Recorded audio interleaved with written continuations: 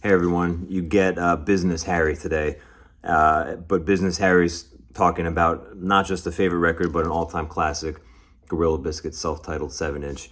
I picked this up, like many of these records, at Spinnaker's, and I was certainly in middle school, 7th or 8th grade, probably closer to 7th grade, because I remember getting this pretty early in my punk career. And every time I listen to these songs or see this record or think about this band, I can immediately teleport back to sitting in my basement, and the second the needle hit the groove and the first song, High Hope, started playing and that bass line came in, I was floored.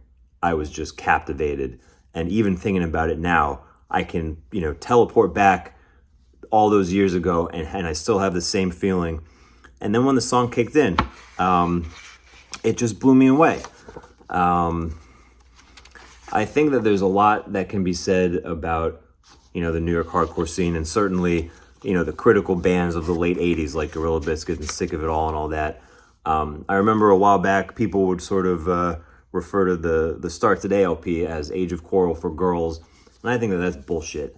I prefer the 7-inch because I think it's just like all killer, no filler. I love that. And it's not an A-side and a B-side. It's side G and side B. I really just think this is one of those records that stands the test of time, not just for me, but obviously for the whole scene. I saw their first reunion tour at the Palladium in 2006, and I was completely blown away. And I remember I was trying to get up front. I was trying to climb up and sing along. And I was kind of a pipsqueak, back then. I'm still kind of a pipsqueak. And I remember the guy in front of me picked me up and put me on top of these other people.